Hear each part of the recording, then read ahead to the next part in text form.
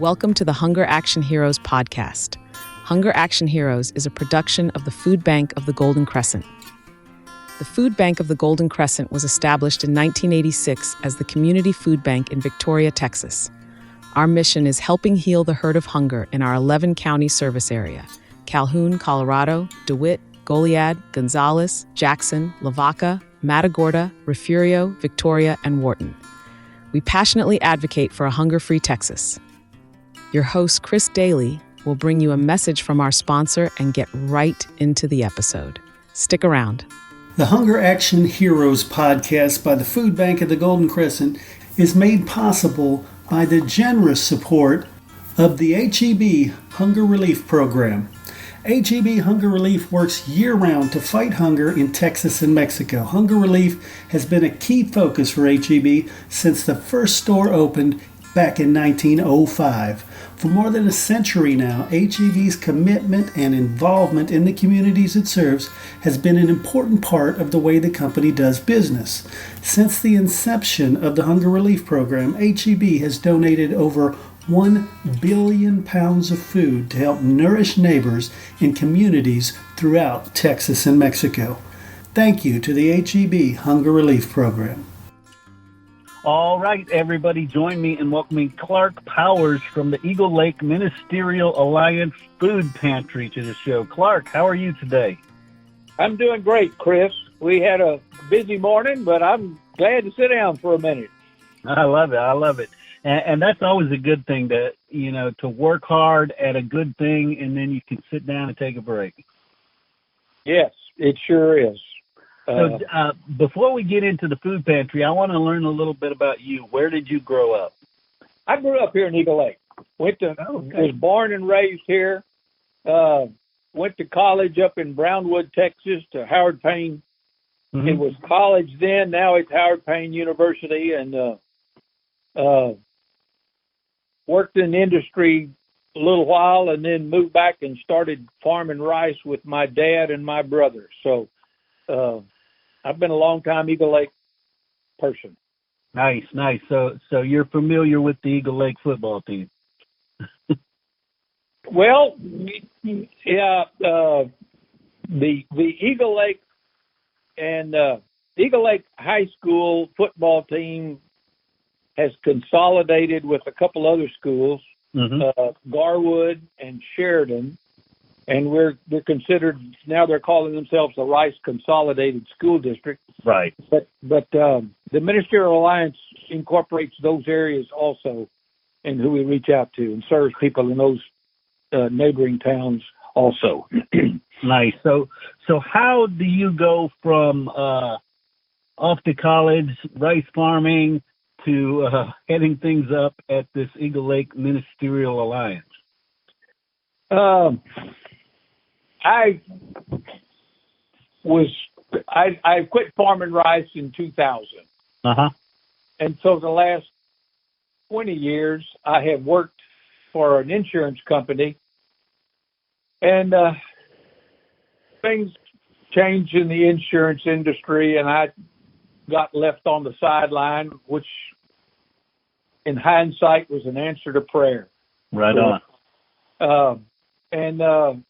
So about 3 or 4 years ago, I retired. I've been working like crazy ever since I retired. I keep telling people I need to find a job so I wouldn't have to work so hard. I'm very active in the Baptist church here in Eagle Lake. Mm-hmm. Been leading the music there for, I'm probably getting close to 3 decades now. Wow. The past director of our food pantry had some challenges. Charles Abel was his name. He decided mm-hmm. to move a little closer. He was down here kind of by himself. He decided he needed to get a little closer to some more of his family, and he moved up to the Austin area about a year ago. And that's about the time I took over. I had been working with the food bank in the meantime. I've been a volunteer for the last 3 or 4 years anyway.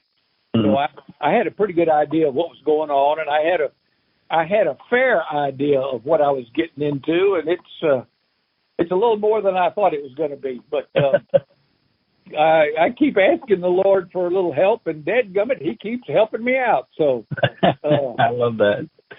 So talk to me about the food pantry itself, because as you mentioned, it's the Eagle Lake Ministerial Alliance. So it's not just the Baptist; it's an alliance. Talk about that. That's correct. The Baptist Church here is also the United Methodist Church, the Christ Episcopal Church. There was the Catholic Church was part of it, and they pulled away, and now they've got a different priest, and they may come back and be a part of it, or they may do some of their own things too. I don't know. That situation's kind of in limbo, but that's some of the churches that are involved in it right now. Got it.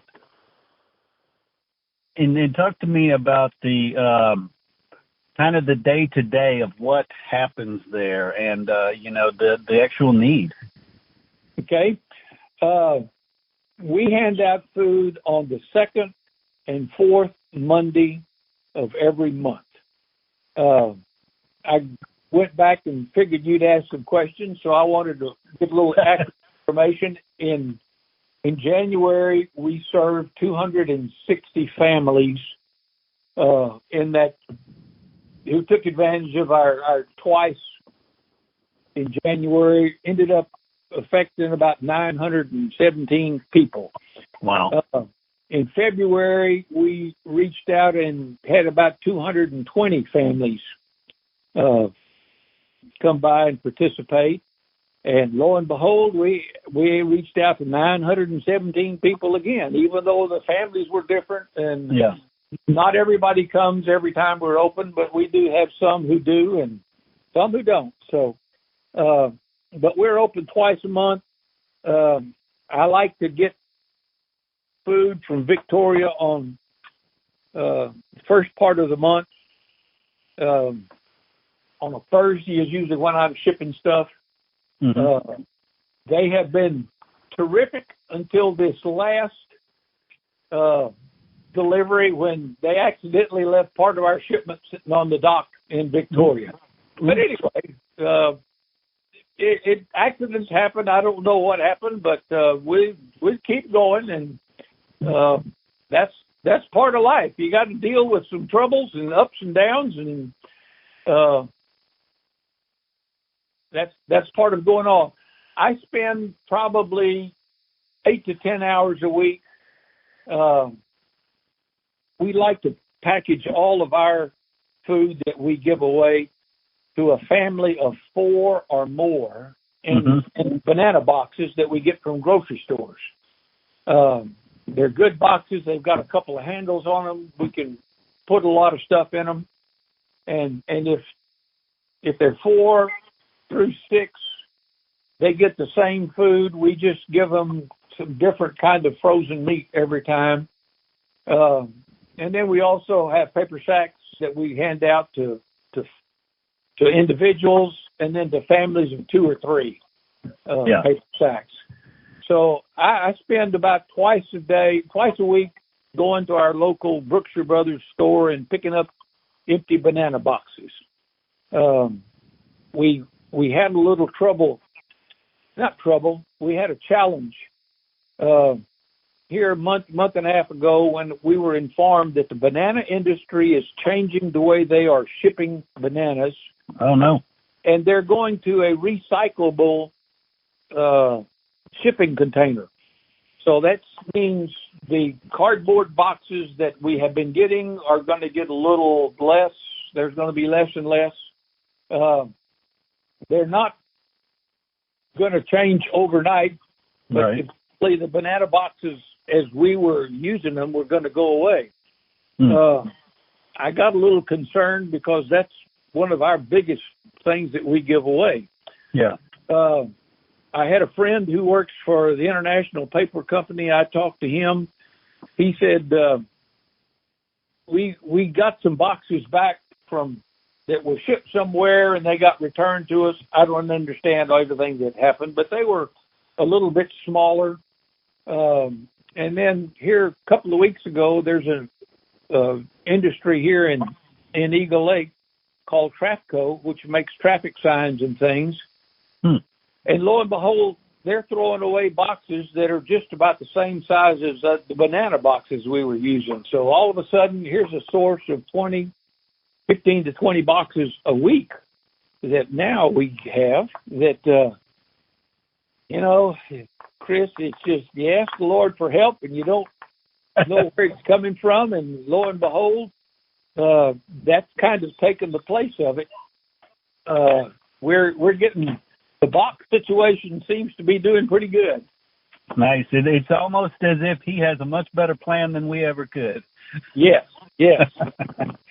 So you mentioned that you get deliveries from Victoria, and this show is put on by the Food Bank of the Golden Crescent. So talk to me about that relationship and how important that is to you. Well, when I was a volunteer, I got to meet Frances. Yeah. She came up here a time or two and worked with our previous director, who is still a big volunteer, big part of our organization. Her name is Sandra Binge. She's a retired school teacher. She's a jewel. She knows people, how to handle people. She's fun to talk to. And she kept bragging about Frances and how much she enjoyed her. Yeah. And it's true. She's been a joy to work with. Since all that, Kathy Mayo has kind of taken her place in contacting with us. And I have worked with Kathy a little bit, and she too has been a help. Yeah. So I am blessed to have two contacts that will listen to me if I need something. So that's what I needed every once in a while. Excellent. And talk to me about what you get from the Food Bank of the Golden Crescent and what role that plays in your food pantry. I like to, when we have a customer come through Eagle Lake, I like to give them some cereal of some kind. It doesn't matter. We try to give out green beans. We try to give out corn. We try to give out soups. I try to be sure that they all have some kind of canned fruit in that box every time we give it out. We get some cans in bulk from Victoria Food Bank. Mm-hmm. I'm assuming that they came from a container that was either damaged during shipping, and it was easier for them to break it down and put those cans in a box. And right, we got some today. There was soup in there. There were green beans. There was chili. Just an assortment of stuff. But hey, this is good food that's great to give out to people and say, hey, it's good for you. All you have to do is heat it up most of the time. We do get ground meat that we try to give to some of our larger families. There's a 3-pound roll of ground meat. We also get frozen hot dog wieners. We get some frozen sausage. I made the mistake here a couple of months ago of buying some 40-pound chicken pieces from the food bank, and when it arrived on scene, for some reason I had in my mind that it was going to be individually wrapped, and it wasn't. It was a 40-pound block of ice of chicken legs and thighs. Well, I finally figured out what's the best way to let it thaw out, break it apart, and repackage it. And you live and learn. Sometimes with what's available. I can't imagine what kind of challenge that Victoria has in trying to fill all the orders that they want. I know sometimes some of the things we want are not available, and we just try to make do. We are fortunate that all of the churches that are a part of our Ministerial Alliance have a note they put in their church bulletin every week. The food bank needs green beans or food bank needs corn, or the food bank needs any kind of canned fruit. Those are some of the main things. It's easy for people to purchase. It's easy to put in a bag and deliver, and do things like that. Victoria furnishes almonds and pinto beans. That's what I'm trying to think of. Mm-hmm. And pinto beans are good food source, good for people to eat. People may get tired of pinto beans, but it's good for you. It's a high protein food, and so it's good for you. And then we are also blessed, Chris, to have Eagle Lake used to be a big rice growing company. I used to grow rice in the area, and we have a company called Colorado County Rice Mill. Mm-hmm. They take raw rice and refine it and process it so that they take the hull off of it and process it so they can sell for people's consumption. They have made a pledge to furnish all the rice that we need. Nice. That's awesome. It comes in a 50-pound bag. We had a lady sitting up there today that was putting it in 1-quart Ziploc bags, sticking a sticker on the front of it that says how to cook it. We give one of those to every customer who comes. A lot of the world lives on rice. That's true. That's true. And so we're trying to be sure that that's something this company that the Colorado Valley Rice Mill is very generous in their donations. They promised to supply us what we need. Runs around 300 pounds a month. And we are blessed to have them support our efforts down here. I love that. And you mentioned earlier the stats on the number of individuals fed. Have you seen a trend where it's growing or it's shrinking? How has the trend been? Oh, yeah, it's been growing. When we originally started, before COVID came along, we were kind of like a store where people would come in and they would come to our church and say, okay, I'm here. We would hand them a bag of groceries and they would carry it back to their vehicle. Mm-hmm. I looked at something 10 years ago. We've probably doubled in the last 10 years. Not all at once. But when COVID came along, the TDA, the Texas Department of Agriculture, said, hey, y'all need to start wearing masks. You need to bring the food to the people. Don't let them get out of cars. And that's worked great, but that's nearly doubled the amount of volunteers we needed to service the people that we have. Right. And it's worked good. At our thing today, we had 21 volunteers who showed up to help. We had 4 students. Now, 3 of them were kindergartner and first grade whose parents brought them up there and wanted them to see what was involved in it. And needless to say, they were a joy. They're all boys. They're running everywhere. We enjoyed having them. We had a young lady who was in high school who came and helped also today. I cherish my time up there, Chris. Mm-hmm. I make it a point to start every food distribution with a word of thanks for our volunteers, for them showing up, for God's help, for watching over us, for keeping us safe. Occasionally I might quote a scripture or two that I have run across that is meaningful to these people, but we have some volunteers that travel a few miles to get here, and we are blessed to have all of them. Amen. And they make it fun. And here 2 or 3 weeks ago, and usually our first distribution, which is the second Monday of the month, is a lot more hectic than the fourth Monday.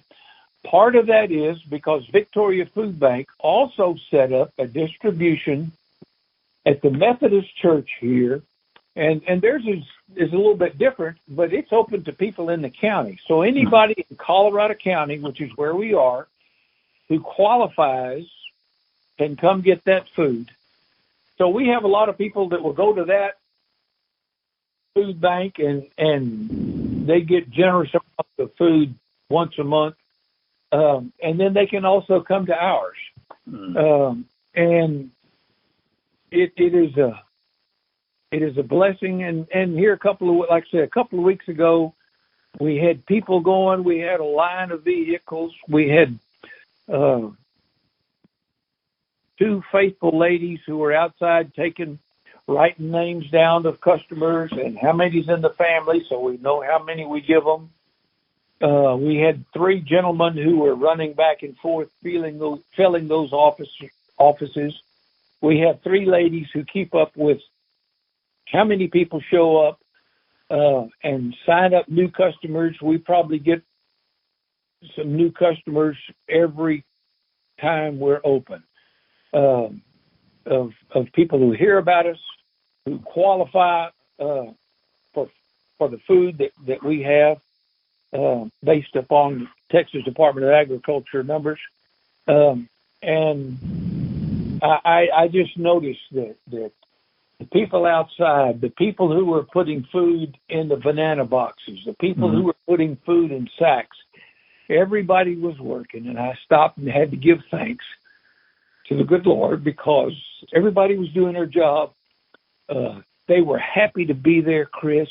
They felt like they were doing some of God's work, even though it was mounted to putting a can of green beans in a box. Well, it's definitely important work.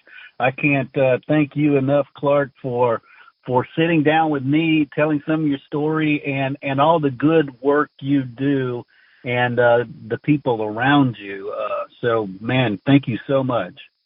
I am blessed to have a bunch of volunteers, Chris. So I am thankful for them. They come, they give. Nobody gets mad, hadn't yet anyway. Hadn't had anybody hurt other than there's a few stumbles and trips, and every once in a while we get a paper sack full of groceries that gets dropped or something happens, but we pick it up and go on. Oh, and let me mention one other thing, Chris. Sure.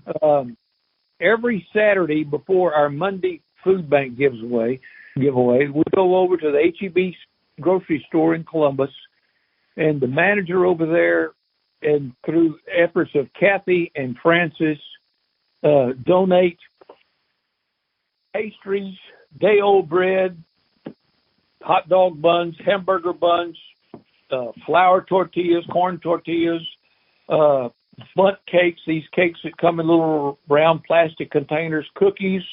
We'll bring back anywhere from 10 to we brought back 40 banana boxes one time of food that they gave us, and they are a big part of us and seem to be happy to working with us. So we are blessed to have that H-E-B store in Columbus.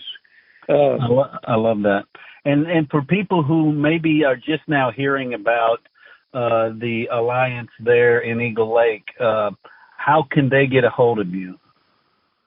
My phone number's in the phone book. I've still got a home phone that rings. We're talking on my cell phone now. Right. But they can contact any of the churches involved in it. They have to come up and register the first time. We've got a lady who is a real saint.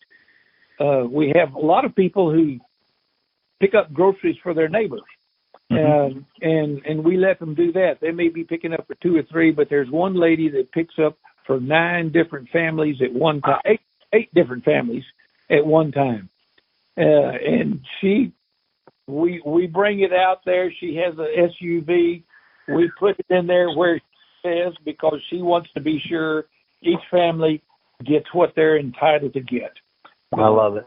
And it really works good. So, but they can come up here anytime. They have to have some kind of address showing their residency in the Rice Consolidated School District, which incorporates Eagle Lake, Garwood, and Sheridan. And then we can enter them right then, and they can take food when they leave. So we're blessed. We're available. I think most people know about us. But that's how they can get in touch with us. Sounds good. Again, Clark Powers, I want to thank you so much for sitting down with me and sharing some of what you're doing. It was my pleasure, Chris. Thank you for the time, and thank you for what you're trying to accomplish.